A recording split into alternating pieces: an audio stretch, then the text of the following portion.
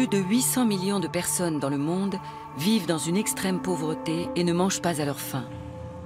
En Afrique subsaharienne, près d'un quart de la population est à la limite du minimum vital, et ce, malgré l'aide publique au développement des pays industrialisés.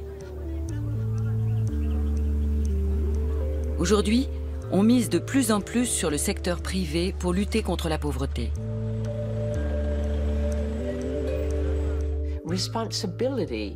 La responsabilité s'est déplacée de la sphère publique à celle des entreprises et du marché.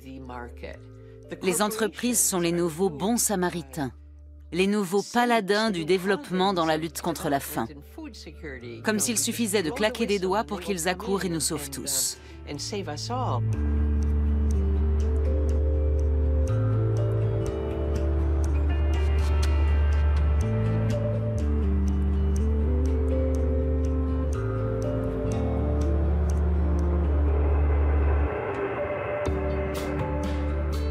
De plus en plus de banques et de grands groupes occidentaux s'engagent dans l'aide au développement avec le soutien du monde politique.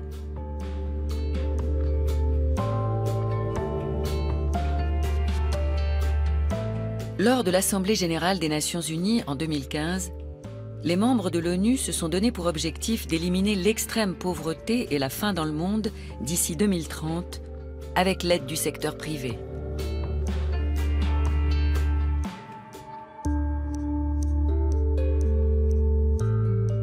Nous soutenons des initiatives privées dans les pays en développement ou émergents.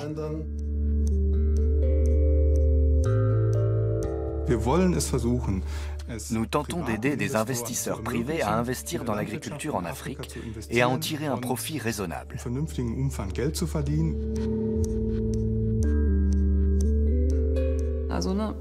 Il s'agit d'atteindre un taux de rendement correct et de pouvoir dire à mes investisseurs « J'ai aussi amélioré les revenus des petits paysans en Afrique ». Le but est de concilier des objectifs de développement et des objectifs économiques.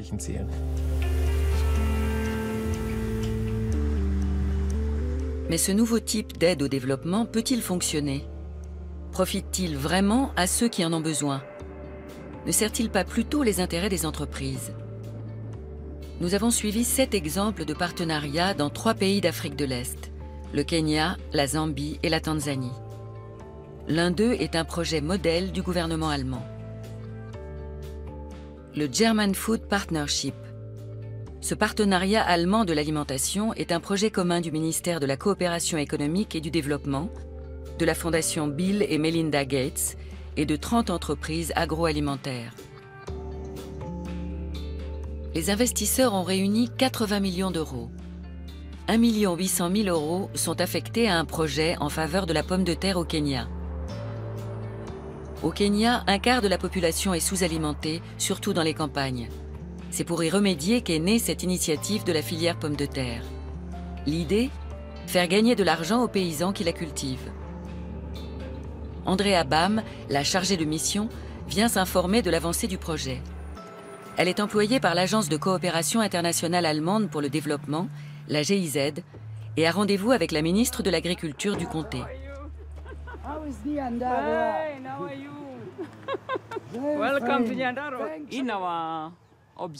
Notre objectif principal avec ce projet à Nyandarua, c'est d'assurer la sécurité alimentaire et d'augmenter par ce biais les revenus des paysans. La GIZ nous a permis de progresser, notamment dans le domaine complexe des semences. Pour optimiser les rendements, les spécialistes allemands du développement travaillent avec une exploitation agricole semi-industrielle, Kissima Farm. Kissima Farm est l'un des rares acteurs du secteur agro-industriel au Kenya à produire des semences dans des conditions d'hygiène irréprochables.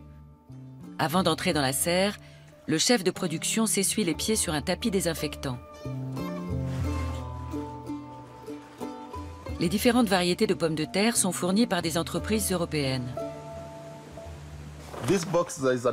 Nous reproduisons ici une variété commercialisée par une société hollandaise, la HZPC. Nous devons produire des semences saines et certifiées.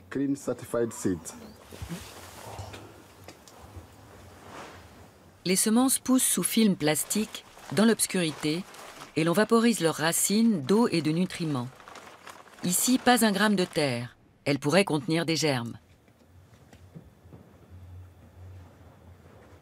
Traditionnellement, les petits producteurs kényans gardent les plus petites pommes de terre de la récolte pour s'en servir comme semences la saison suivante. Celles-ci, plus saines, sont censées leur assurer un meilleur rendement. Au dire du semencier, la récolte peut jusqu'à doubler. Mais un sachet de ces semences coûte 25 €, inabordable pour un petit paysan. Seules les moyennes et grandes exploitations peuvent investir dans des semences certifiées. Au départ, nous cultivions 30 hectares de pommes de terre de semences. Nous en sommes déjà à 60 hectares. De plus en plus d'exploitations agricoles nous en achètent. Des semences saines pour doper le rendement. L'idée paraît bonne. Mais l'inconvénient, c'est qu'il faut les racheter chaque année. Donc être tributaire des géants de l'agroalimentaire comme Monsanto, Syngenta ou Bayer. Ce que dénonce l'agronome Nora McKeon, ex-collaboratrice de l'Organisation des Nations Unies pour l'alimentation et l'agriculture.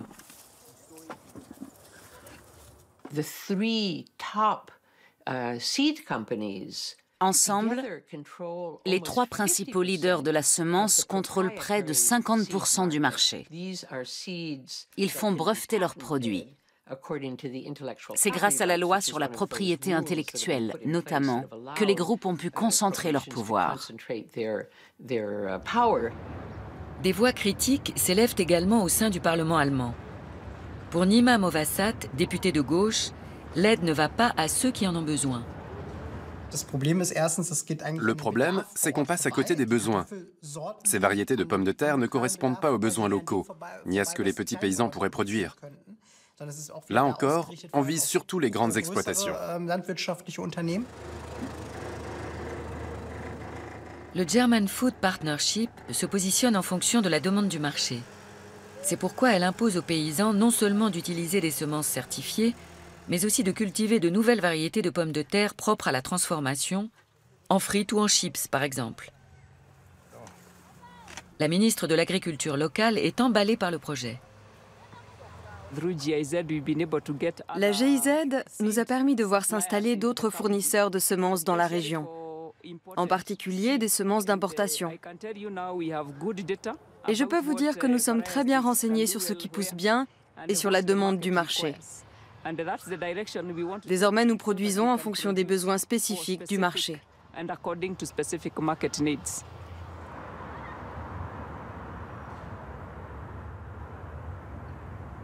Cette nouvelle stratégie de positionnement en fonction du marché fut initiée par le ministère allemand de l'aide au développement.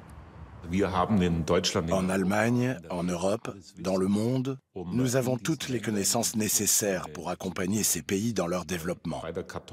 Pour la pomme de terre, par exemple, grâce aux nouvelles variétés, aux nouvelles méthodes de culture, à l'arrosage, à la formation, on peut doubler le rendement en 2 à 5 ans. Il y a énormément de savoir-faire en Afrique. Ça ne manque vraiment pas. Mais le ministre est convaincu qu'il faut appliquer le modèle de l'agriculture européenne en Afrique. Qu'il suffit de moderniser l'agriculture africaine, comme on l'a fait en Europe, pour régler les problèmes de pauvreté et de famine. Mais ce n'est pas comme ça que ça fonctionne. Les agriculteurs kényans ont de moins bonnes récoltes que leurs collègues allemands. Pour l'experte d'Oxfam, ça tient surtout à la mauvaise qualité du sol. Mais au lieu de chercher à l'améliorer, le projet suggérera aux paysans d'utiliser des variétés importées. Les semences saines évitent effectivement aux maladies endémiques de la pomme de terre de se répandre. Mais pour Marita Wigertal, elles sont une menace de nouvelles maladies plus dangereuses encore. En important ces variétés d'Europe, on court le risque d'introduire des formes plus agressives du mildiou dans le pays. Et d'autre part, ces variétés résistent moins bien aux maladies, donc nécessitent davantage de pesticides. Des méthodes de culture agroécologique n'ont absolument pas été prises en compte. On ne les a même pas proposées aux agriculteurs comme alternative.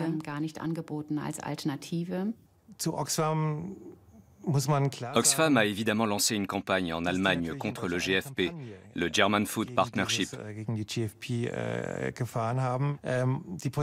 Son point de vue est un point de vue parmi d'autres, bien sûr.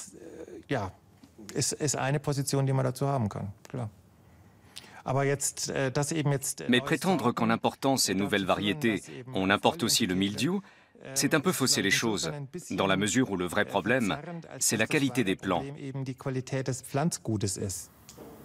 S'il s'agissait vraiment d'améliorer la qualité des plants, cela pourrait se faire avec des variétés africaines. Mais les entreprises allemandes n'auraient rien à y gagner.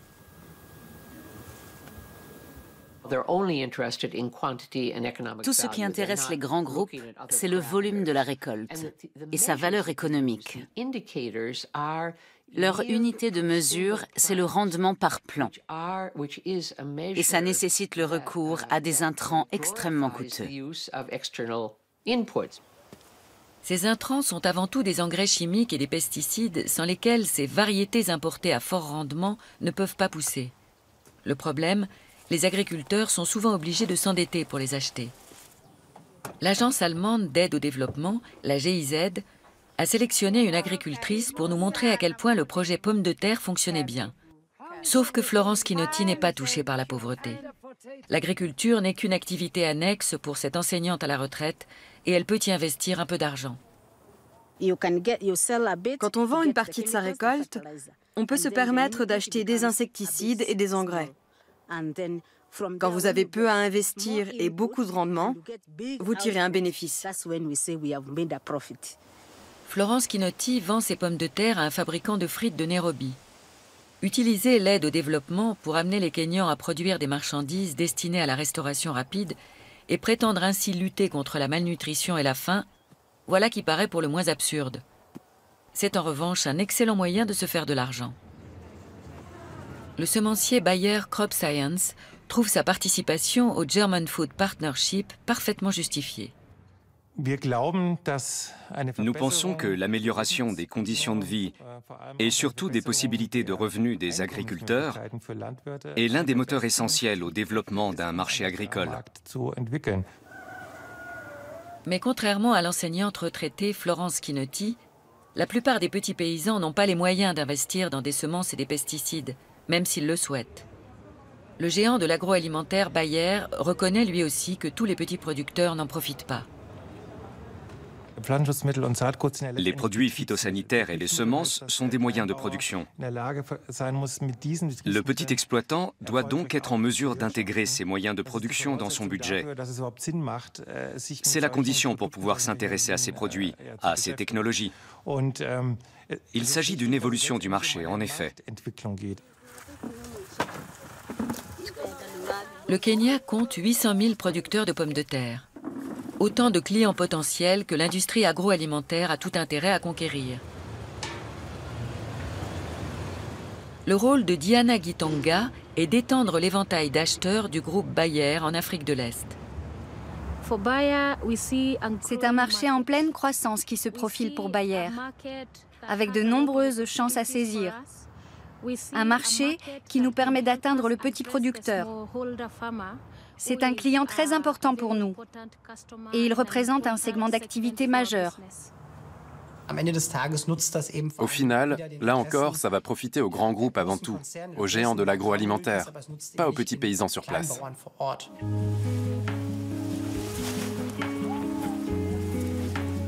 On l'a compris, le German Food Partnership est plutôt utile à des gens comme Florence Chinotti, des fermiers éduqués et disposant de ressources. Car le GFP prône une agriculture à l'allemande, qui implique la rationalisation et la mécanisation du travail. La ministre de l'Agriculture du comté a d'ailleurs acheté cette récolteuse de pommes de terre à une entreprise membre du partenariat. J'ai visité l'Allemagne avec le gouverneur. Nous avons apprécié les technologies utilisées par les Allemands pour la culture de la pomme de terre. Suite à ça, nous avons fait l'acquisition de machines agricoles qui ont beaucoup aidé la communauté. C'est une avancée considérable.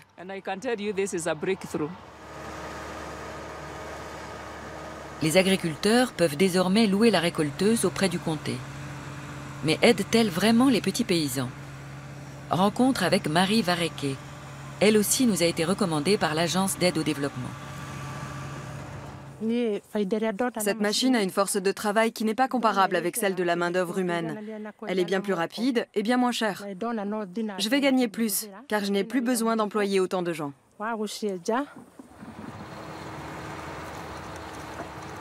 Pour la récolte, Marie Vareke emploie une vingtaine de saisonniers en moyenne. Mais elle n'arrive pas à évaluer son bénéfice avec une main-d'œuvre réduite. Nous lui demandons combien elle paye la location de la machine. Je ne sais pas. Nous découvrons alors que le tracteur n'est là que pour la caméra. En réalité, l'agricultrice ne s'en sert jamais. Difficile de croire que dans le cadre d'un projet d'aide au développement, une entreprise allemande puisse vendre des machines agricoles que personne ici n'a les moyens d'utiliser. L'Agence d'aide au développement est chargée par le gouvernement d'améliorer les revenus des agriculteurs. Tout ce que nous pouvons faire, c'est de leur montrer les nouveautés. Ce que nous avons fait. Avec grand succès dans certains cas, moins dans d'autres. Après, c'est aux agriculteurs eux-mêmes de décider ce qu'ils prennent ou pas. Nous n'avons pas d'influence là-dessus. L'aide au développement présentée simplement comme une offre faite aux paysans africains. Intéressant. Mais les solutions proposées sont manifestement dictées par les intérêts commerciaux des entreprises. Résultat, elles ne sont pas adaptées aux petits exploitants comme Marie Vareke. Mais elles sont adaptées à des gens comme Florence Chinotti, qui ne souffrent ni de la pauvreté ni de la faim et n'auraient pas besoin de l'aide du BMZ, le ministère allemand de la coopération économique et du développement. L'objectif du BMZ avec ce projet était de réduire la pauvreté, d'assurer la sécurité alimentaire et de favoriser une production respectueuse de l'environnement. Je n'ai pas l'impression que ce projet contribue vraiment à atteindre ces objectifs.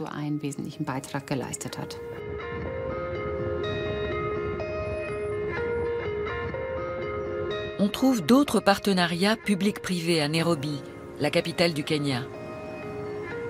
Par exemple, cette entreprise financée par l'AFD, l'Agence française de développement. Proparco, filiale de l'AFD, a investi dans un fonds avec d'autres banques de développement européennes. Ce fonds s'élève à 45 millions d'euros au total, dont 2 ont été attribués à European Foods Africa, une entreprise de Nairobi. En principe, les banques de développement comme Proparco ont vocation à combattre la pauvreté et la faim. Mais ici, elles mélangent aide publique au développement et capitaux privés, qu'elles placent dans un objectif d'optimisation de rendement.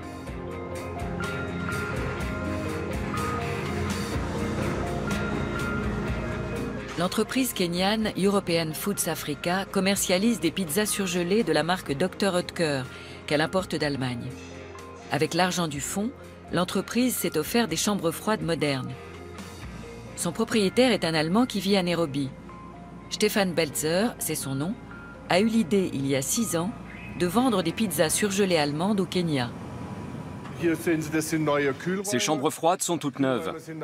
Elles viennent d'Allemagne. Elles sont très bien isolées. Les températures descendent jusqu'à moins 21 degrés, la température idéale pour les produits surgelés, comme les fruits ou les pizzas. Aujourd'hui, Stefan Belzer importe ses fruits et pizzas surgelés en grande quantité. Et entre Bielefeld en Allemagne et Nairobi, la route est longue. Nous stockons essentiellement des pizzas ici. Elles arrivent par container. Il y en a jusqu'à 12 000 à l'intérieur. Nous en avons tout un assortiment. Actuellement, nous livrons nos pizzas à plusieurs supermarchés et épiceries. Et évidemment, l'un des objectifs de l'entreprise est de trouver davantage de débouchés pour faire plus de livraisons. L'objectif de l'investisseur, c'est clairement que Stefan Belzer se développe. Utiliser les fonds de l'aide au développement pour promouvoir la commercialisation à grands frais de plats surgelés? Un défi au bon sens.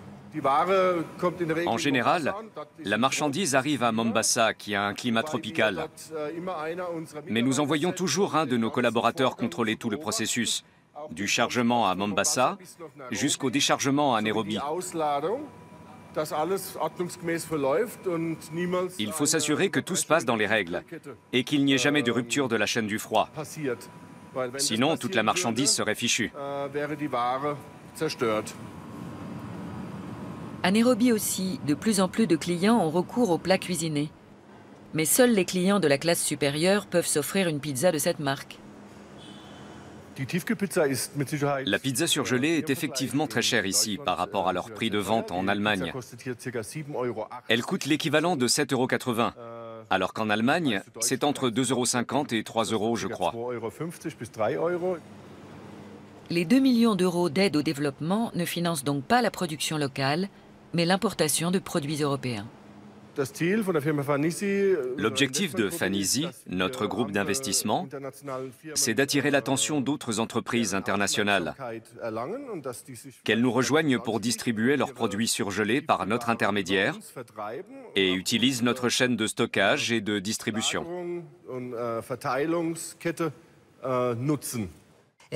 Finalement, on ne favorise pas le développement de l'économie sur place, mais celui d'entreprises allemandes ou européennes. Ça sert à promouvoir le commerce extérieur. Pour moi, l'aide au développement doit servir à lutter contre la pauvreté, à consolider les structures de l'État, à améliorer le système de santé, le système éducatif sur place. Mais en réalité, elle sert de plus en plus à promouvoir le commerce extérieur.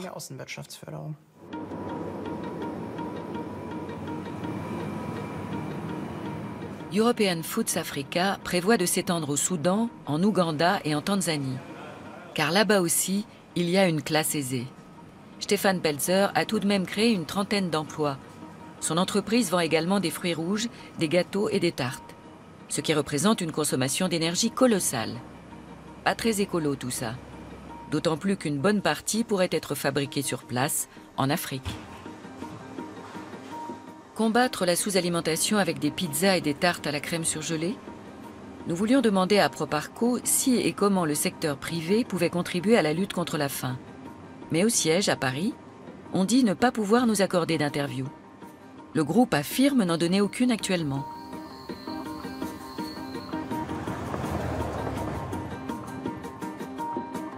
En Zambie, un autre projet vise à connecter les petits producteurs africains au marché mondial. La Zambie est 4e sur la liste des pays les plus pauvres de la planète. L'espérance de vie y est de 52 ans en moyenne. Dans plusieurs régions de Zambie, de petits paysans cultivent le coton. C'est ce que l'on appelle des cultures commerciales, des produits qu'ils ne consomment pas eux-mêmes, mais vendent. Un projet africain entend améliorer leur productivité. Son nom, la Compassi. Les sponsors de la Compassi sont 20 sociétés cotonnières, des fondations et le ministère allemand de l'aide au développement. La Compassi collabore avec 800 000 petits paysans dans 11 pays d'Afrique au total.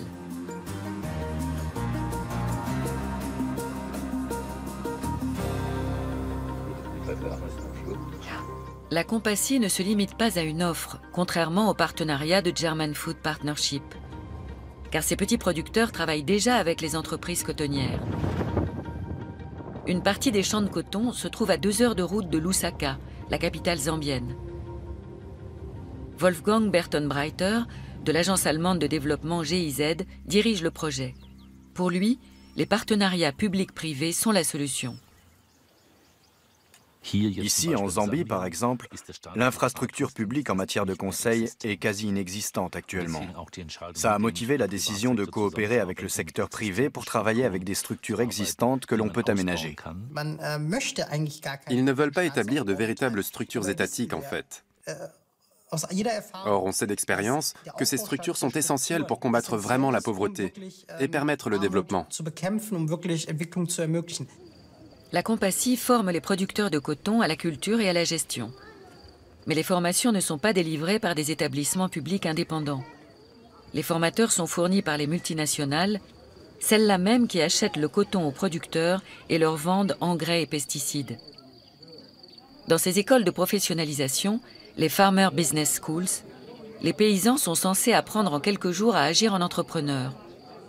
En temps normal, les banques ne leur permettent même pas d'ouvrir un compte courant. Est-il bien utile alors de leur apprendre la différence entre compte courant, compte professionnel et compte épargne?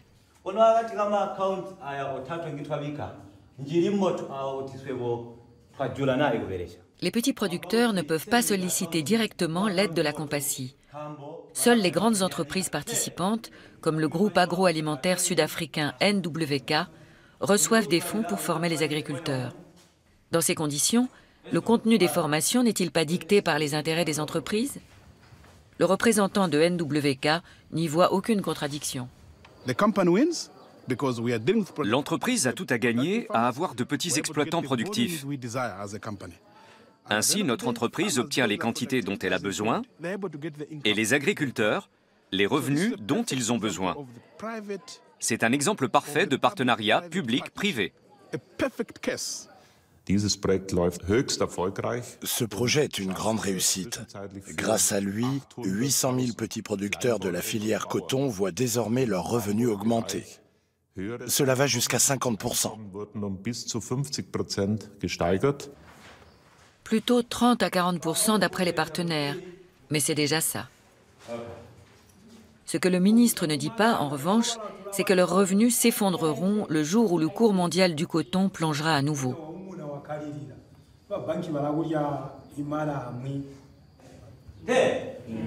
Pour la spécialiste Nora McKeon, cette stratégie du partenariat public-privé est extrêmement risquée. Si l'on se concentre sur les entreprises plutôt que sur les petits exploitants, ça veut dire qu'on se focalise sur ceux qui sont simplement là pour vendre des produits à ces petits exploitants.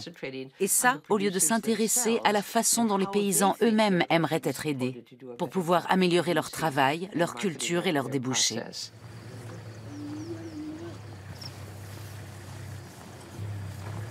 Si ce ne sont pas les petits paysans, mais les entreprises qui perçoivent les aides, elles peuvent aussi donner le ton.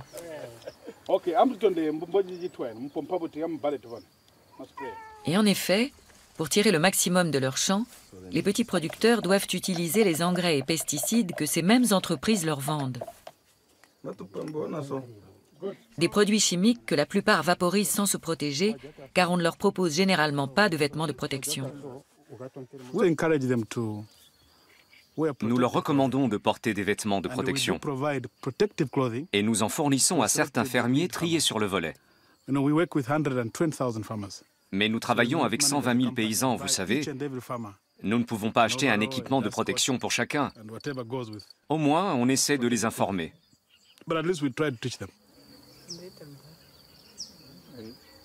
Nous cherchons à entrer en contact avec des fermiers participant à la formation de la Compassi. NWK nous présente une agricultrice modèle. On lui pose vite un masque pour la caméra.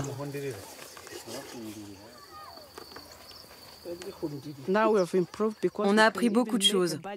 On sait même faire un budget maintenant. Avant, on savait juste cultiver le coton. C'était de l'agriculture traditionnelle, comme nos parents nous l'avaient apprise. Maintenant, on sait que l'agriculture est un business. Ça nous a transformés. Avec ce système, les producteurs de coton ont amélioré leur rendement. C'est indéniable. Le seul hic est la dépendance à laquelle ils s'exposent. Car c'est la même entreprise, NWK, qui leur vend des engrais et des pesticides, leur accorde des prêts pour acquérir des tracteurs et leur achète leurs récoltes. Que se passe-t-il si le cours mondial du coton est à la baisse et que les producteurs ne peuvent plus rembourser leurs emprunts? Nous sommes entièrement dépendants de NWK pour vivre. Il faut travailler dur pour rembourser nos emprunts et pour qu'ils nous en accordent d'autres. On ne veut pas décevoir l'entreprise. Les producteurs de coton risquent de tomber dans le cercle infernal de l'endettement. Et puis, l'agriculture n'est pas qu'un business. Il s'agit aussi de préserver la biodiversité et la fertilité du sol. Des valeurs peu compatibles avec un projet commercial. Certains disent « Nous pouvons aider les petits producteurs à se connecter à notre chaîne de valeur. Tout le monde sera gagnant, car leurs méthodes sont encore très archaïques, ils ne savent pas ce qu'ils font. Nous pouvons leur apporter notre expertise, nos moyens de production et notre capital.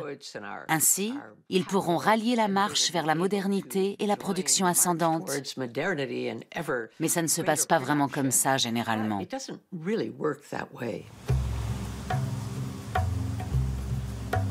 Les banques européennes de développement ambitionnent d'améliorer les conditions de vie dans le monde, en particulier dans les régions isolées, via de grands projets. Depuis peu, elles investissent aussi directement dans des entreprises privées. Par exemple dans le nord-est de la Zambie, où une immense palmeraie est en train de voir le jour sur 20 000 hectares de terre. Un océan de palmiers à huile. Le moulin utilisé pour extraire l'huile de palme est exploité par le plus grand groupe alimentaire de Zambie, l'entreprise Zambif. L'entreprise a reçu 35 millions d'euros de la part de plusieurs banques de développement européennes. La première d'entre elles est la Société allemande pour le développement, la DEG, une filiale de la banque KfW. C'est avec une partie de cette somme que Zambif a fondé sa filiale Zampalm. Zampalm est axé sur le palmier. Actuellement, nous produisons de l'huile de palme pour l'alimentation. Zampalm est né en 2008. Fin 2008, nous avions notre première pépinière et en 2009, nous avons tenté le repiquage des jeunes palmiers. La plantation a connu de grosses difficultés au départ. Un consultant s'était trompé dans le choix de la variété à planter. Puis le sol s'est avéré trop humide pour les palmiers à huile. Zampalm a alors abaissé le niveau de la nappe phréatique d'1,20 mètre. Des réajustements au coût très élevés que la société a couverts grâce au prêt de la DEG, la Société allemande pour le développement. Pourquoi la DEG investit-elle dans un projet aussi aléatoire ?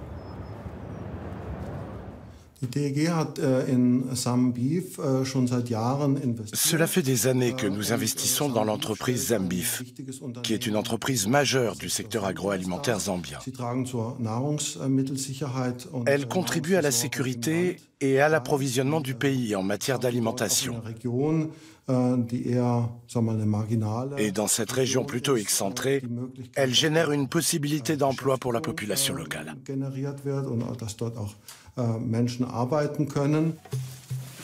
Au moment de la récolte, Zambif emploie 600 personnes à la plantation. Mais 140 seulement ont des contrats à durée indéterminée. Tous les autres sont des travailleurs saisonniers. D'aucuns estiment qu'avec de telles sommes engagées, le retour sur investissement devrait être nettement supérieur en termes de développement.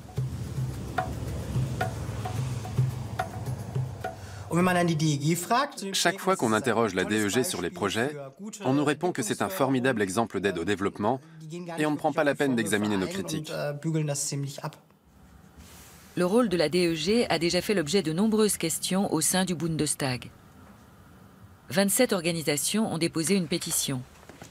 Elles exigent que la DEG ait un devoir d'information sur ses participations et crédits.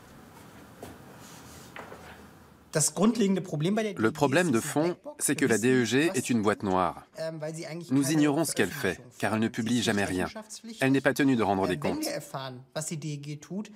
Nous ne sommes informés de ses activités que par des ONG ou des journalistes qui font des recherches sur place, ou des personnes concernées qui s'expriment.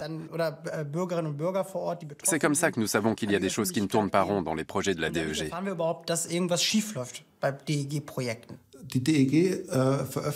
Depuis le 1er janvier 2015, la DEG publie sur son site les investissements qu'elle réalise avec ses clients.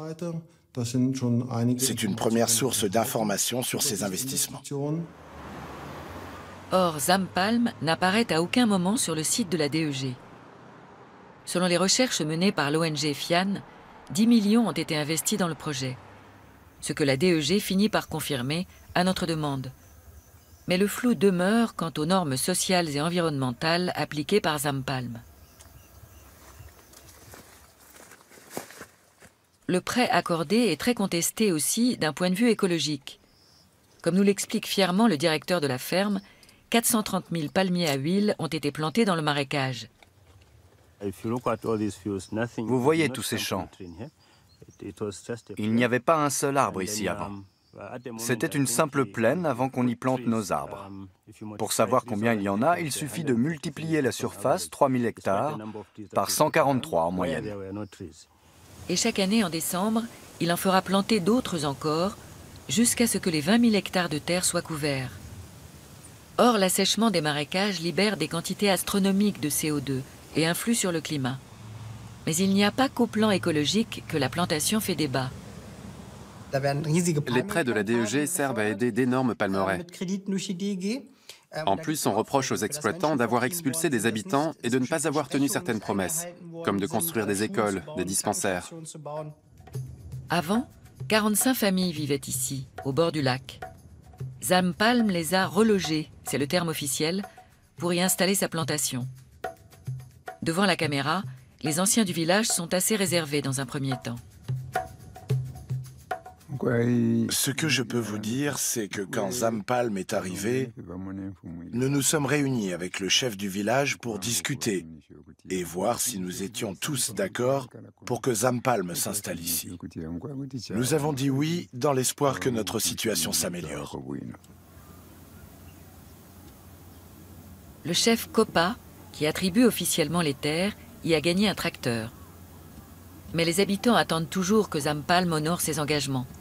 La construction du dispensaire promis il y a 8 ans déjà, mais aussi un poste de police et une école. Les premières réticences surmontées, les anciens formulent leur mécontentement. Ils n'ont jamais bâti la nouvelle école. Nous devons nous contenter de la vieille école communale. On la voit d'ici. Rien de tout ce que Zampalm nous avait promis n'a encore été construit. Ni la nouvelle école, ni le dispensaire, ni le poste de police.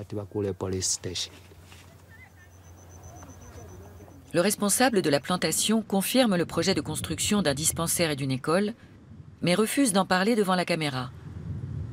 Pas d'interview non plus pour la direction de Zambif, qui nous assure qu'elle répondra à nos questions par écrit dès qu'elle aura réuni toutes les informations. Nous attendons toujours. Et qu'en pense le prêteur, la DEG de Cologne? À notre connaissance, aucune promesse n'a été faite. C'est toujours la même question qui se pose.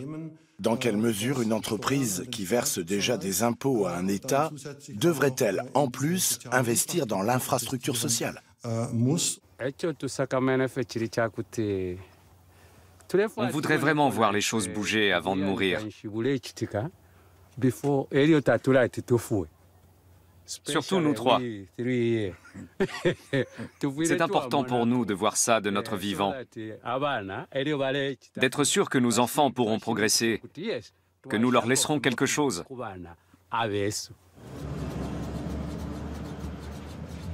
Les entreprises ne sont pas tenues de construire des hôpitaux ou des écoles. Mais dans les régions économiquement défavorisées comme celle-là, elles le promettent souvent pour pouvoir avoir accès aux terres. Zampalm n'est pas la seule ferme exploitée par Zambif. Le groupe gère une autre entreprise agricole de 10 000 hectares dans le nord-ouest du pays. Le village de Mimbolo se trouve tout près de là. Et cela fait 10 ans qu'un conflit territorial couve ici. Car la société à la tête de l'exploitation avant l'arrivée de Zambif a expulsé 50 familles. Mais aujourd'hui, c'est Zambif qui a l'entière responsabilité juridique. Nous allons interroger les personnes concernées, des familles qui vivaient bien dans leur petite ferme avant d'être expulsées. Avant, on cultivait des oranges, des mangues, des bananes, un tas de choses. On en vendait même à d'autres villages. Mais en 2005, les gens de la plantation sont arrivés avec la police. Et ils ont brûlé nos maisons.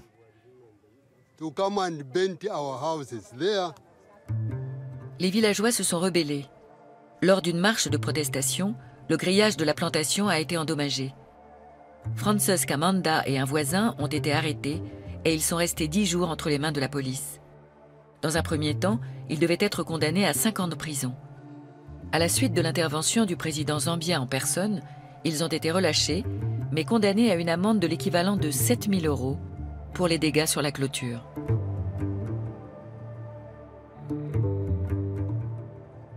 Nous souffrons. Nous n'avons pas de quoi nourrir nos enfants. Ça ne suffit pas pour vivre. C'est pour ça que je reste ici. On a faim. Nous devons récupérer ces terres. Nous n'avons nulle part où aller pour faire pousser quelque chose. Nous attendons qu'ils nous rendent nos terres. Il y a eu par le passé un moment où l'on avait accordé à la population sur place le droit d'accéder à cette terre et de la cultiver. Et comme dans ce cas concret, il s'agissait de terres appartenant au gouvernement, il était tout à fait légitime que Zambif obtienne cette ferme et la concession.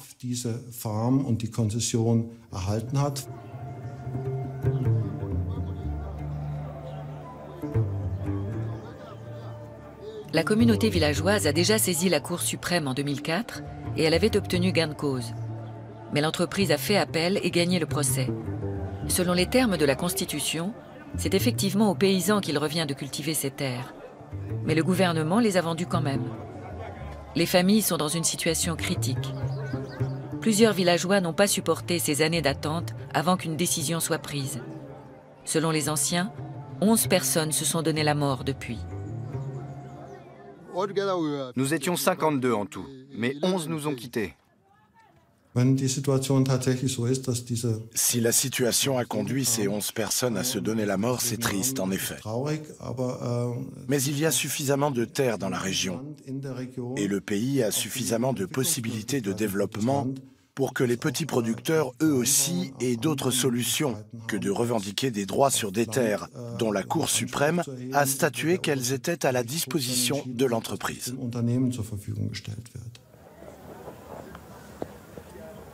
Mais les habitants de Mimbolo ne peuvent pas se rabattre sur d'autres terres. La plantation occupe tous les sols fertiles et les autres surfaces à la périphérie sont toutes boisées. De plus, le défrichage est très pénible et très cher. Autrement dit, l'aide au développement, censée combattre la faim et la pauvreté, n'a fait qu'aggraver la situation. Les villageois placent désormais tous leurs espoirs dans le nouveau responsable du district. Nous sommes encore en négociation avec les entreprises.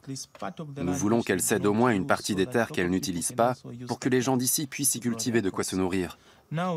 Où iront-ils si nous les chassons ? Nous devons parvenir à une situation qui profite à tout le monde. On part du principe que les partenariats publics-privés sont avantageux pour les deux parties. Il faut investir des fonds publics, oui, mais les entreprises font un peu de bénéfices. Et les petits producteurs gagnent en efficacité. Donc, tout le monde serait gagnant. En réalité, rien ne le prouve. En fait, les habitants de Mimbolo sont lésés dans cet investissement. Ailleurs aussi, généralement, les prêts accordés par les banques de développement européennes ne font que renforcer ceux qui ont déjà les reins solides. Depuis peu, un fonds d'investissement coté en bourse prétend lui aussi combattre la faim et la pauvreté. Le Fonds d'investissement africain pour l'agriculture et le commerce, l'AATIF. Le ministère allemand du développement y a fait la plus grosse contribution, 45 millions d'euros de fonds publics.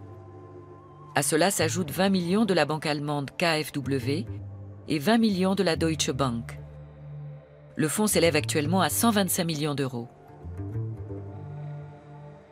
En Zambie, la ATIF a investi près de 9 millions d'euros dans la société Chobe Agrivision.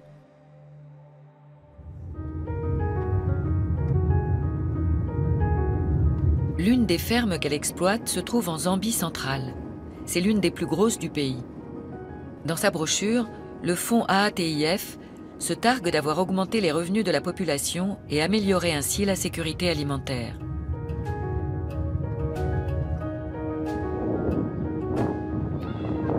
l'argent a servi à aménager une vaste plantation de soja.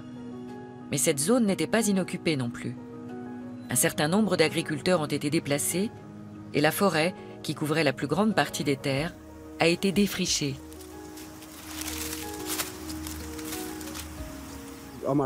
Derrière moi, sur la droite, vous avez un exemple de la brousse naturelle qui se trouvait ici avant. Nous avons dû déboiser pour aménager ces champs de soja.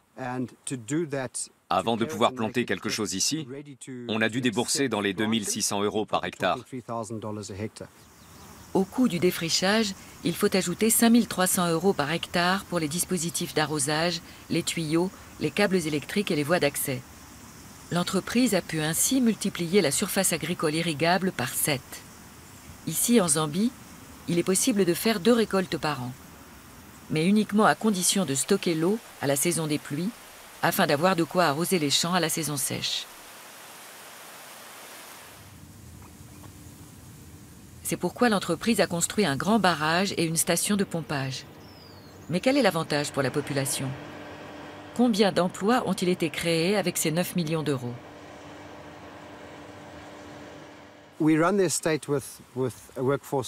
Nous exploitons la ferme avec une main-d'œuvre de 147 personnes, dont 54 seulement pour exploiter nos 2800 hectares de champs.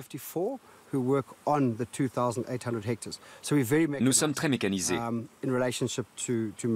Nous employons beaucoup moins de main-d'œuvre que pour la culture d'autres produits agricoles. De ce fait, la part de la main-d'œuvre dans le coût total est insignifiante comparée à celle des herbicides, des engrais et de l'eau.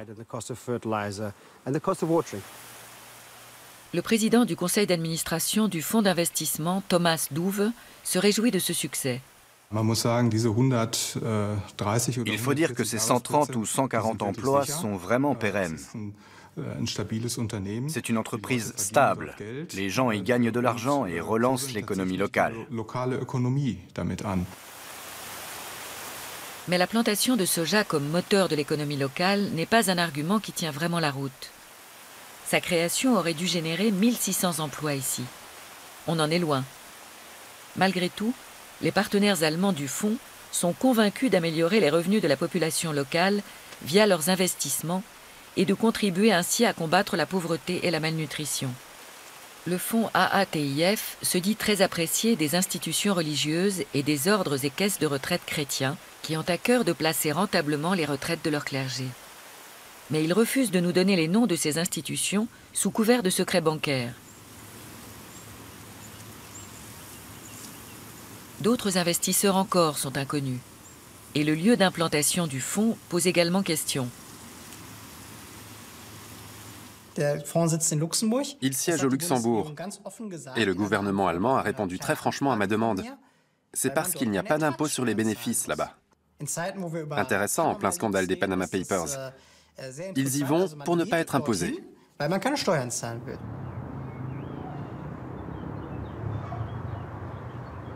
Le Luxembourg est un paradis fiscal. Mais le ministre allemand du Développement élude. Il n'y a pas de structure intermédiaire ni d'argent détourné. J'en réponds devant les contribuables allemands. Mais le fonds AATIF est coté à Luxembourg, par exemple. Je vais regarder ça de plus près. Et nous verrons si des modifications s'imposent. Le ministre du Développement ne connaît manifestement pas le fonds AATIF. Pourtant, 45 millions d'euros d'argent public y ont été injectés sous le mandat de son prédécesseur, Dirk Niebel. Et le Luxembourg n'est pas le seul paradis fiscal en cause. Chobe Agrivision appartient désormais à une société dont le siège officiel se trouve sur l'île Maurice, connue pour la souplesse de sa législation fiscale.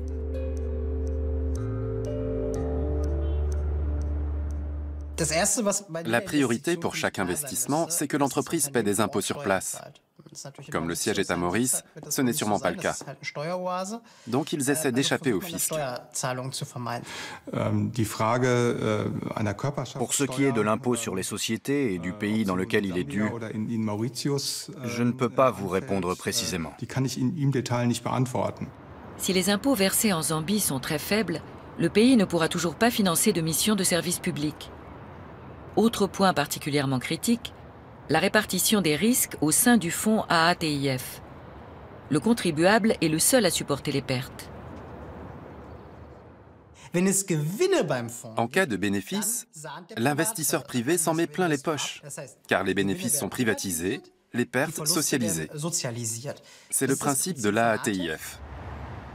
L'État allemand fait donc office d'amortisseur de risque pour une société qui aspire à devenir le premier fournisseur de soja, de maïs et de blé du sud de l'Afrique. Et la Deutsche Bank en profite aussi. Nous savons ce que nous faisons. Et là, ATIF a de l'avance en la matière avec ses 5 ans d'expérience et son solide portefeuille d'investissement. Et comme les premiers remboursements d'emprunts tombent cette année, de nouveaux moyens se libèrent pour de nouveaux investissements. Pour les sponsors, ça prouve que ce genre de partenariat fonctionne.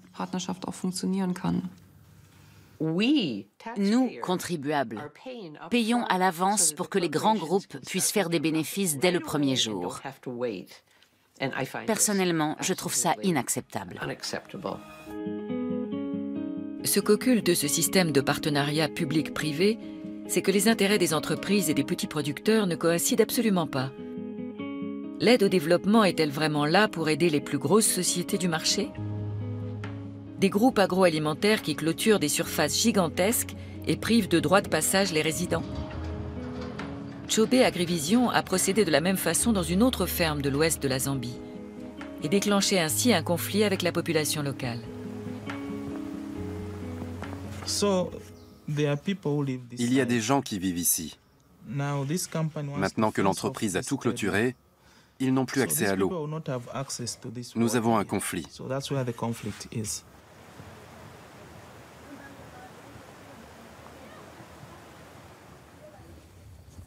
L'accès à l'eau n'est pas le seul problème. L'accès au dispensaire le plus proche est impossible aussi. Il est bloqué par une clôture. Il y a quelques mois, une petite fille a été mordue par un serpent. 2 villageois ont voulu l'emmener au dispensaire de la ferme Somawe, mais on ne les a pas laissés passer. On n'a pas pu passer ici à cause du grillage. Du coup, on a fait le tour pour rejoindre la porte là-bas, mais le gardien a dit « Non, je ne vous laisse pas entrer. Il est déjà tard, l'infirmerie est fermée. » Moi, j'étais sûr que ce n'était pas le cas. C'était une urgence absolue. Le gardien est resté de marbre. Les hommes ont dû aller jusqu'à un autre dispensaire, plus éloigné. Leur trajet a duré 1h30. Beaucoup trop long. À leur arrivée, la fillette était déjà mourante. La ferme Somawe appartient à Chobe Agrivision, la société avec laquelle le fonds collabore. Juridiquement, l'entreprise n'est pas tenue de laisser entrer quelqu'un sur son territoire. Mais les financiers n'ont-ils pas une obligation morale ? Premièrement, je n'ai pas connaissance de ce décès. Deuxièmement, il est important que vous compreniez que la ferme Somawe n'est pas financée par l'AATIF. Ce n'est pas notre argent. Et troisièmement, d'après ce que j'ai compris, ce grillage était nécessaire pour délimiter la propriété et éviter les trop nombreuses incursions sur ce terrain privé qui nuisaient aux cultures. Les villageois se sentent réduits en esclavage. Ils souffrent de cette situation. La petite est décédée, juste à cause de ce grillage. Si nous laissait au moins une petite porte, on pourrait arriver plus vite au dispensaire parce qu'il n'est pas si loin d'ici, au lieu de nous obliger à contourner le grillage et à faire de longues routes jusqu'à l'autre dispensaire. Ça a de lourdes conséquences pour nous. C'est comme ça que nous avons perdu l'une des nôtres.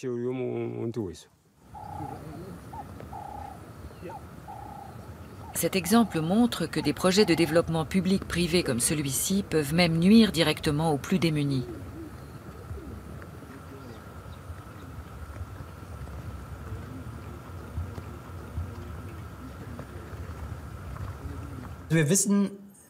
On sait que là où il n'y a pas d'hôpitaux, de dispensaires, d'écoles où les enfants peuvent apprendre des choses, et de routes construites par l'État, donc accessibles à tous, il n'y aura pas le moindre développement.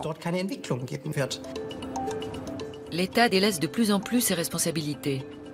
Même dans les pays en voie de développement, les missions de service public sont de plus en plus souvent reprises par des investisseurs privés. La Zambie, par exemple, invite les entreprises à investir aussi bien dans des domaines comme la santé, l'infrastructure et l'énergie que dans l'agriculture. Pour cela, l'agence de développement public Zambian Development Agency mise sur les partenariats publics-privés. Non seulement elle offre des terres à de grandes entreprises agroalimentaires, mais elle accorde des allègements fiscaux aux investisseurs. Henry Sakala dirige cette agence gouvernementale.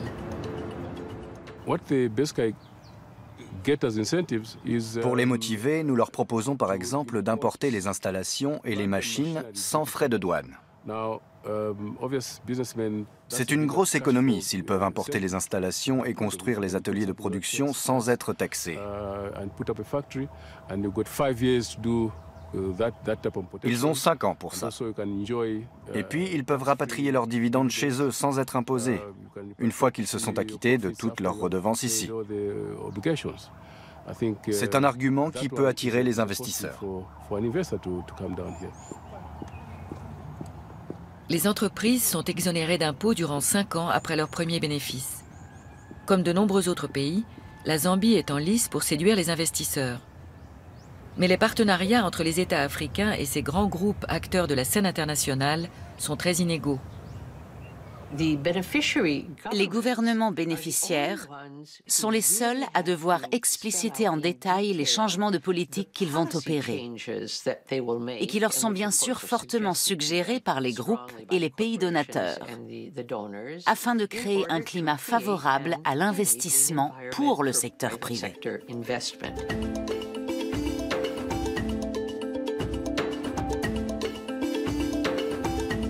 La Nouvelle Alliance pour la sécurité alimentaire fait partie des grands projets qui fonctionnent sur ce principe. Fondée par les États du G8, elle a 10 pays africains pour partenaires et 230 entreprises. L'objectif de cette nouvelle alliance est de sortir 50 millions d'Africains du sud du Sahara de la misère. La Tanzanie fait également partie de la Nouvelle Alliance. Et le gouvernement prévoit, en partenariat avec des entreprises et des investisseurs, de brader de grandes parcelles situées dans une vaste zone qui traverse tout le pays, de moderniser l'agriculture, créer des emplois et améliorer l'infrastructure des transports. Il est question notamment de réactiver la ligne de chemin de fer. Jusqu'ici, le sud du pays n'est accessible qu'en avion. L'une des entreprises participantes, Olam, est l'un des plus grands groupes agroalimentaires de la planète. Elle gère une plantation de café à la périphérie de la ville de Songea. Olam perçoit des aides de la part de la Banque de développement néerlandaise et de la DEG. Son siège est à Singapour et elle produit et commercialise des aliments, des matières premières et des engrais.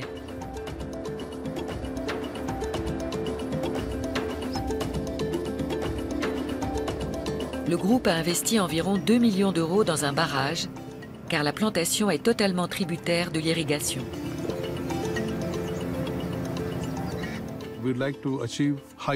Nous visons des rendements élevés. Pour atteindre durablement un rendement de 2 tonnes à 2,5 tonnes en moyenne, nous avons besoin de beaucoup d'eau. Nous ne voulons pas prendre de risques en cas de variation météorologique. Nous voulons être sûrs à 95% de pouvoir arroser. La solution dans ce cas-là, c'est de stocker l'eau de pluie. C'est le seul moyen d'être sûr de pouvoir atteindre ces rendements. Olam emploie 400 ouvriers agricoles en moyenne et jusqu'à 900 en période de récolte. L'entreprise les paie l'équivalent de 2 € par jour, le salaire minimum ici. Comme le groupe voudrait vendre de plus grandes quantités de café, il a lancé un programme de sous-traitance avec des paysans sous contrat.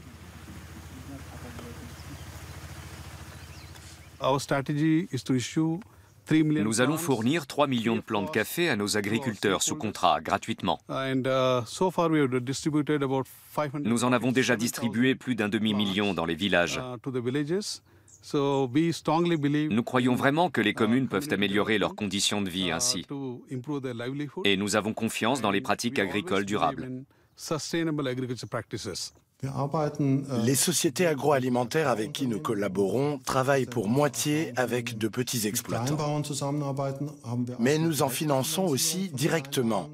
Nous finançons par exemple un programme destiné aux petits producteurs via l'entreprise Olam en Tanzanie. C'est un programme consacré à la culture du café, mais aussi à la diversification des revenus avec une ouverture sur le secteur de l'apiculture.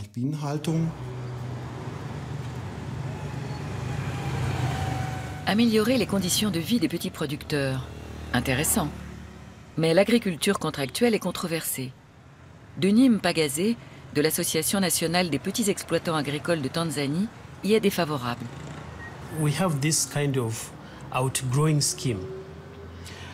Dans l'agriculture contractuelle, l'investisseur dit aux agriculteurs « Vous allez cultiver du café. Je vous offre des plants et une formation. En plus, je vous ferai crédit pour les engrais. »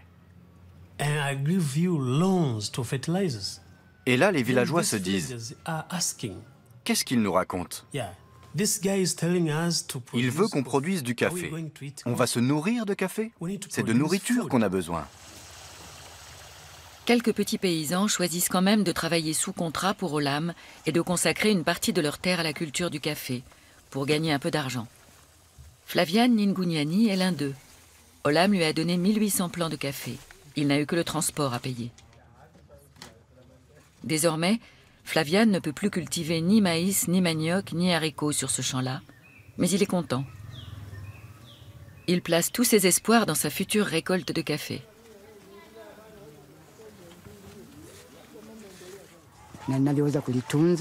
Vous voyez, mes plants poussent bien, exactement comme l'entreprise l'espérait.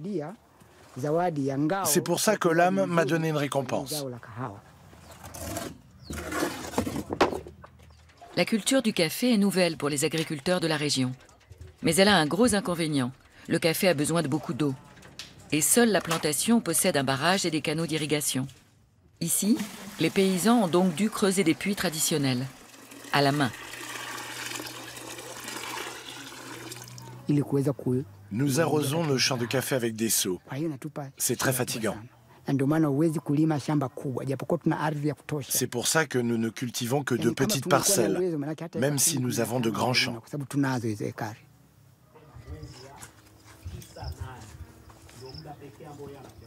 Ce paysan pourrait faire un emprunt et s'offrir un générateur et une pompe comme son voisin pour faciliter l'arrosage. Mais les taux d'intérêt sont élevés et il doit déjà 80 € à Olam pour 4 sacs d'engrais. C'est beaucoup d'argent, l'équivalent de 40 jours de travail pour un ouvrier agricole. Alors, Flavian Ningunyani et ses collègues se sont regroupés. Ils vont acheter un générateur ensemble. Mais avec le café, il faut compter 4 ans pour faire sa première récolte. Et en attendant... Nous ne savons pas encore combien notre café va nous rapporter. C'est l'entreprise qui fixe le tarif du café. Et avant ça, il faut qu'on signe un contrat.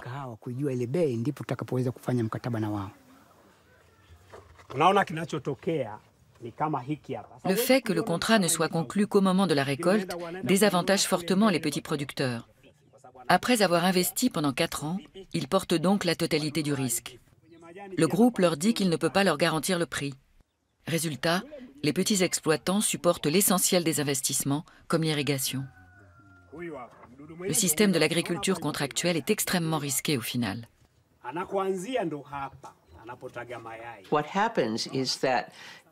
Les petits producteurs restent sur leurs terres, mais ils sont assujettis aux directives des entreprises. On leur dit quoi produire, à quelle période, comment. Et comme par hasard, ils doivent utiliser les produits vendus par ces mêmes entreprises. Comme par hasard. Alors ils perdent leur autonomie. Et une fois embarqués dans ce système, ils tombent très souvent dans la spirale de l'endettement.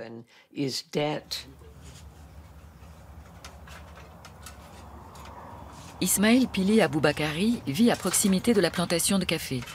Il y a travaillé comme contremaître. Pendant 5 ans, Il gagnait à peine 2 € par journée de travail. Ça correspond en effet au salaire minimum. Mais il n'avait pas de quoi nourrir ses 4 enfants avec ça. Et puis, il n'était payé que quand la plantation avait besoin de main-d'œuvre.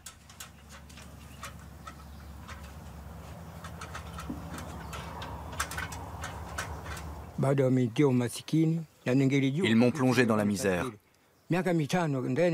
Si seulement je n'avais pas travaillé là-bas ces 5 dernières années, je suis plus pauvre qu'avant. Je regrette d'avoir été journalier à la plantation. J'ai trimé 5 ans là-bas et je n'ai même pas une vraie maison. Vous voyez ça? Cette maison pour 5 ans de travail, je suis vraiment très pauvre. Ça fait très mal. Si j'avais su, je n'y serais pas resté 5 ans.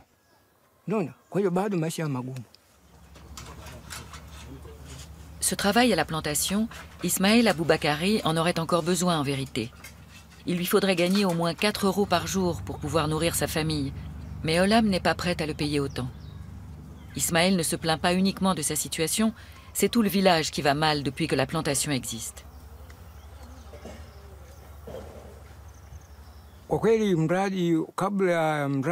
Avant, les gens avaient assez de terre à cultiver.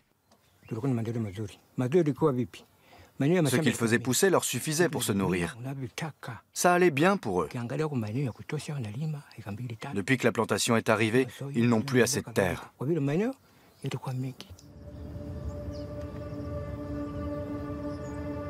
L'entreprise à laquelle Olam a succédé avait acheté 400 hectares dans un premier temps. Quand elle a voulu en acquérir 1600 de plus, une partie du conseil villageois l'a accepté, mais sans l'accord des habitants. Beaucoup dénoncent une affaire de corruption. Godfrey Lupindou, par exemple. Avant, il exploitait près de 10 hectares ici et gagnait ainsi de quoi nourrir sa famille. Il produisait 200 sacs de maïs à l'époque. Aujourd'hui, il n'en récolte plus que 20. Comme beaucoup, il a reçu un jour un courrier de l'administration cantonale.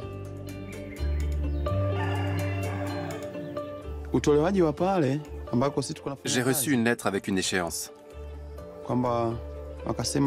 Nous devions quitter les terres exploitées par notre famille.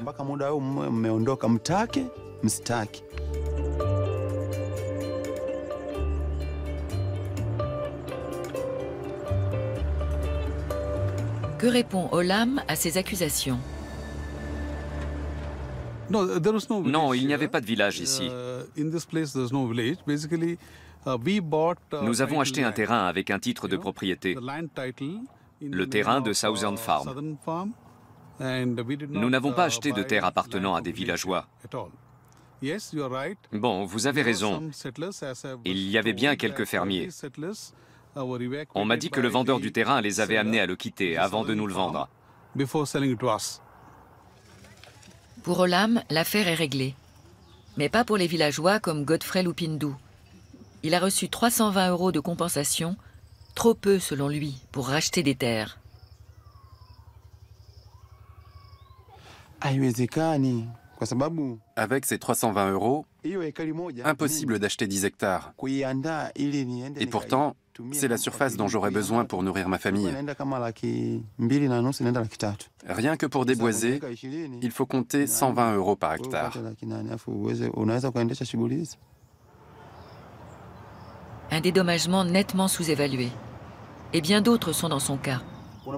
Le représentant de l'organisation des petits producteurs est sur place. Il déplore que dans d'autres régions encore, l'expansion des grandes exploitations agricoles mette leur existence en péril. Les gros investisseurs débarquent ici, s'arrogent les terres des petits agriculteurs, qui au final n'ont plus de quoi cultiver ce dont ils ont besoin pour se nourrir. Alors ils doivent s'engager comme travailleurs saisonniers sur les plantations des investisseurs. Mais l'argent qu'ils gagnent là-bas ne suffit pas pour faire vivre une famille. C'est le gouvernement tanzanien en premier lieu qui permet aux investisseurs d'agir ainsi en leur vendant de grandes parcelles fertiles.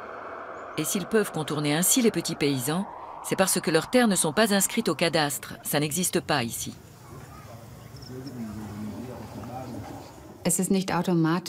Chaque coopération avec de grands groupes agricoles ou alimentaires ne mène pas forcément à des conflits territoriaux. Mais dans le cadre de la nouvelle Alliance pour la sécurité alimentaire, nous l'observons de plus en plus. Car ces accords de coopération prévoient des réformes politiques spécifiques qui permettent aux investisseurs de louer ou acheter en priorité de très grandes surfaces.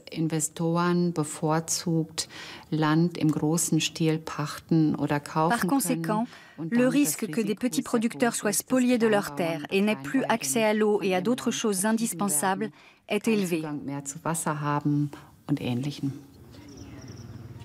Pour Godfrey Lupindou, peu importe que ces terres aient été prises par Olam ou par l'entreprise d'avant.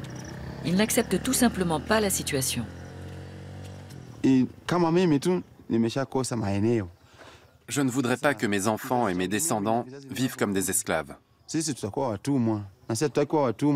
Que ceux qui veulent travailler chez Olam le fassent. Mais on devrait avoir le choix et ne pas être obligé de travailler pour Olam.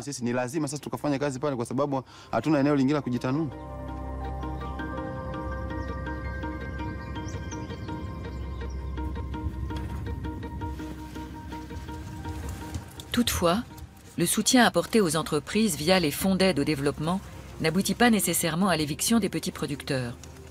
C'est ce que montre cet autre projet baptisé Develop. Develop avec 3 P pour Public-Private Partnership, partenariat public-privé. Ce programme du gouvernement allemand aide des PME désireuses de commercer avec des pays en voie de développement. L'entreprise allemande Ecoland Herbst, par exemple, qui a obtenu 100 000 €. Elle fait partie des 1500 entreprises financées, toutes avec de petites sommes du même ordre. Son directeur, Rudolf Bühler, est actuellement à Zanzibar. Un producteur d'épices lui fait visiter sa plantation. Sur 1 hectare à peine, il cultive des fruits et légumes pour sa consommation personnelle et des épices comme la noix de muscade, le poivre, la cannelle et la citronnelle.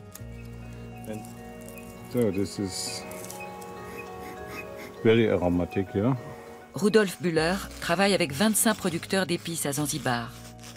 Ridwan Ali est l'un d'eux. Il lui montre comment prélever la cannelle dans l'écorce de l'arbre, qui repousse après la récolte.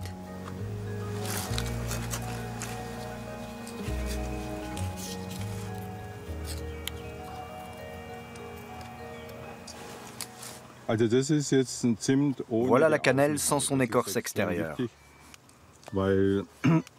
C'est important de l'enlever car elle contient des substances amères. Et si nous l'exportons vers l'Allemagne, elle doit être de bonne qualité, c'est-à-dire débarrassée de cette écorce grise. Ensuite, on peut l'utiliser en pâtisserie, par exemple, après l'avoir réduite en poudre. Rudolf Bühler commercialise ses épices et les intègre dans la charcuterie qu'il produit avec un groupement de producteurs agricoles dans le sud de l'Allemagne. Mais les épices bio ne peuvent y être vendues qu'à condition d'être certifiées. Le chef d'entreprise a obtenu une aide de la DEG. Cet argent lui sert à former les agriculteurs de Zanzibar afin qu'ils puissent réaliser eux-mêmes la certification bio.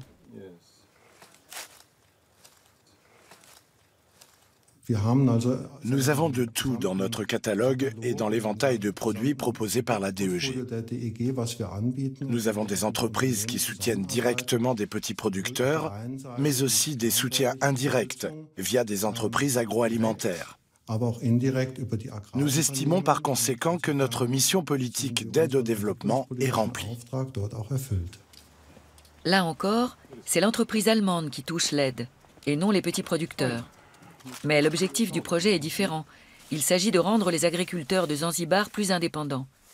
Et dès lors qu'ils sont en mesure d'obtenir la certification bio eux-mêmes, ils peuvent en principe fournir d'autres clients. Le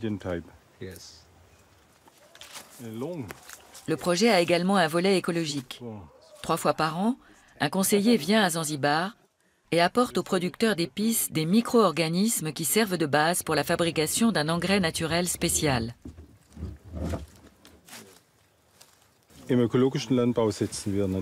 Dans l'agriculture écologique, on renonce aux engrais chimiques et aux pesticides, bien sûr, mais ce n'est pas tout. On veille aussi à renforcer les défenses naturelles des plantes. à les stimuler, à la manière de l'homéopathie. Et au final, les fruits sont plus sains. Il y a une grosse demande de produits Déméter. C'est une chance de plus pour nos agriculteurs ici d'obtenir un prix correct pour leurs produits, en produisant les meilleures épices possibles. Ces producteurs ont toujours travaillé sans engrais chimiques ni pesticides, mais ces composts biodynamiques sont nouveaux pour eux. L'avantage, c'est qu'ils peuvent démarrer leur activité sans avoir de capital à investir au préalable. Ça fait une grosse différence. Je ne connaissais pas certains de ces engrais, mais mes nouveaux collègues m'en ont parlé. C'est un vrai progrès. L'agriculture biologique est meilleure et plus durable. Les autres méthodes de culture nécessitent des engrais chers, alors que pour faire de l'agriculture biologique, tout ce dont on a besoin, on l'a déjà sous la main. Le producteur monte dans l'arbre pour récolter ses noix de muscade. Elles ne doivent pas tomber à terre, sinon elles moisiraient.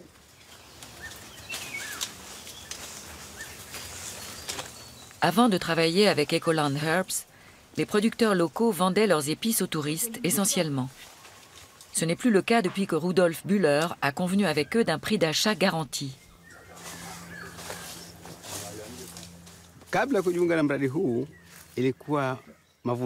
Avant de m'associer à ce projet, j'avais une récolte et des revenus très limités.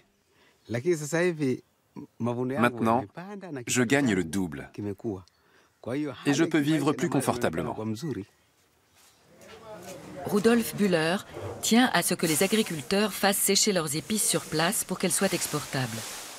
Les normes de qualité sont essentielles pour le stockage et la vente. Aujourd'hui, les producteurs d'épices lui livrent leurs poivres. On mesure son taux d'humidité. Celui-là n'est pas aussi sec qu'il le faudrait. On peut fermer un œil, mais il devrait être inférieur à 12. Quand leur poivre est assez sec, les petits producteurs peuvent en tirer l'équivalent de 9 € le kilo. Un bon prix. Juma Boss en a livré plus de 100 kilos aujourd'hui. Il repart avec 950 €.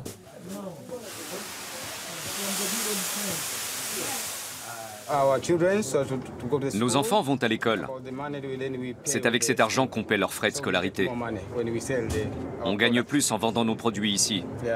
Alors on est heureux. À Zanzibar, il faut avoir de bons revenus pour pouvoir envoyer ses enfants à l'école. Dans une société qui compte 30% d'analphabètes, c'est un énorme progrès. Si l'entreprise allemande peut leur assurer un meilleur tarif, c'est aussi grâce au ministère allemand du développement qui finance le projet pour moitié. Mais contrairement à beaucoup d'autres, celui-ci mise sur l'autonomie. Les producteurs d'épices restent indépendants et décident eux-mêmes de ce qu'ils cultivent, quand, comment et où.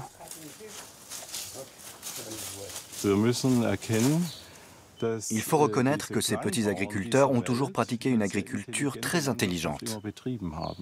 Ils ont développé leurs ressources au fil des générations. Et ils cultivent des plantes qui se sont adaptées à ce climat. Ce qui ressemble à un jardin tombé en friche est en réalité un ingénieux système combinant plusieurs étages de culture. Au sol, la coriandre et la citronnelle. Sur les arbres, des plantes aromatiques comme le poivre et la vanille. Et tout en haut, les clous de girofle et les noix de muscade.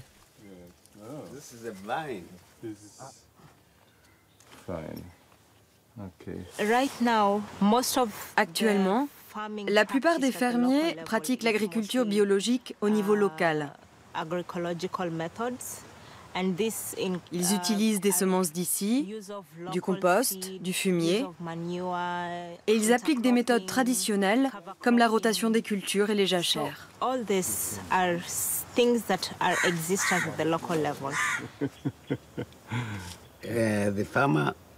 On est futés, nous, les paysans bio de Zanzibar. On pense aux générations suivantes. C'est ça. On pense en termes de génération. On ne raisonne pas en termes de profit immédiat, mais de développement durable.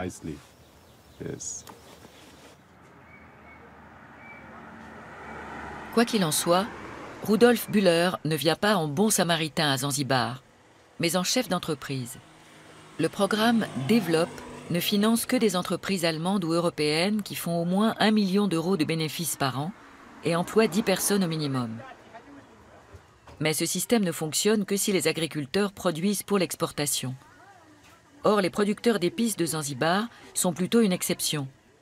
La grande majorité des exploitations agricoles produisent pour le marché local et ne profitent donc pas de ce genre de projet.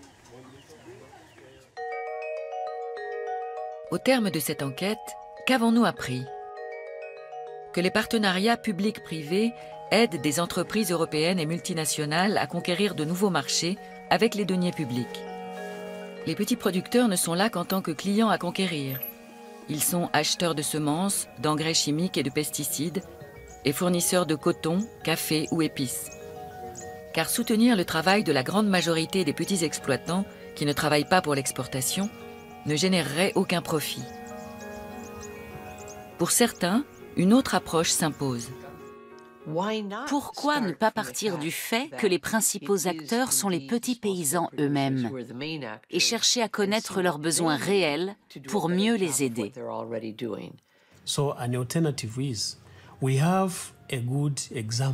On a un bon exemple de solution alternative en Tanzanie centrale.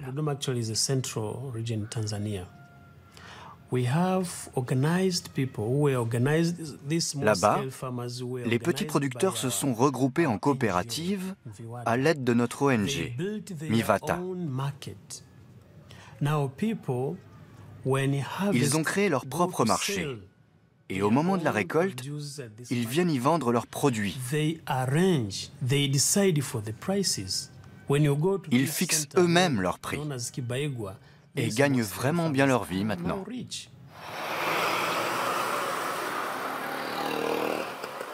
Les petits paysans ont besoin d'avoir accès à la terre, à l'eau et au marché. Ainsi, ils peuvent même approvisionner des villes de plusieurs millions d'habitants. C'est toujours le cas en Afrique.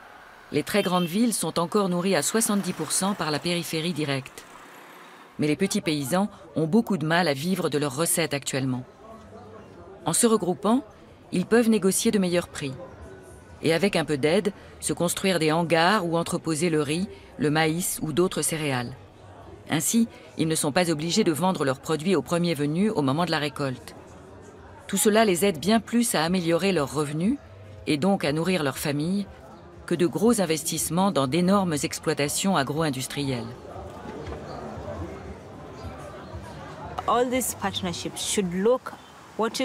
Tous ces partenariats devraient regarder ce qui se fait déjà, chercher à savoir ce dont les agriculteurs locaux ont vraiment besoin pour améliorer la production et la commercialisation de leurs produits. Et ils devraient y intégrer ce qui existe déjà sur place et bâtir sur ces fondations-là. Les PPP ont tendance à imposer les décisions d'en haut. Par exemple, ils misent sur une agriculture ultra mécanisée qui ne fonctionne qu'avec des semences et des engrais brevetés.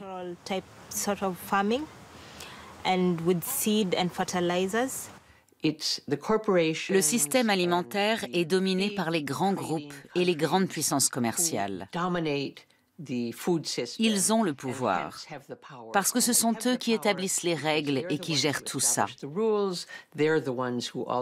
Le jeu est faussé pour favoriser les entreprises, et il désavantage les petits paysans qui pourtant nourrissent le monde. Les petits producteurs nourrissent les 3/4 de l'humanité. Et dans le même temps, 2/3 de ceux qui ne mangent pas à leur faim dans le monde sont des paysans sans terre. La famine arrive généralement en fin de saison, quand l'ancienne récolte est épuisée et que la nouvelle n'est pas encore rentrée. Les solutions, comme la création de coopératives, ont été négligées ces dernières années, y compris par les structures publiques d'aide au développement.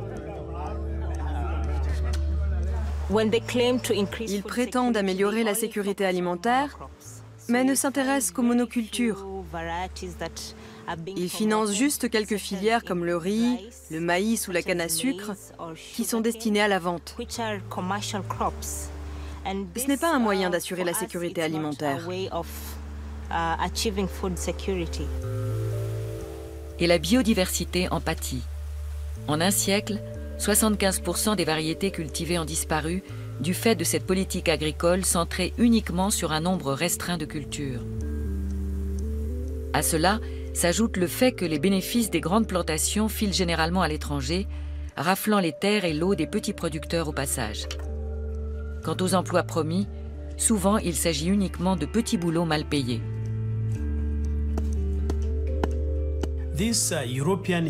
Si vraiment les banques de développement européennes et les organisations multinationales veulent résoudre le problème de la pauvreté, ce sont les pauvres qu'il faut interroger d'abord. Et ce n'est pas difficile. Ils sont organisés maintenant. C'est là qu'il faut venir mettre votre argent. Tout axé sur les petits paysans. Voilà la mission essentielle pour se rapprocher du but que la communauté internationale s'est fixé, enrayer la faim et la famine d'ici 2030.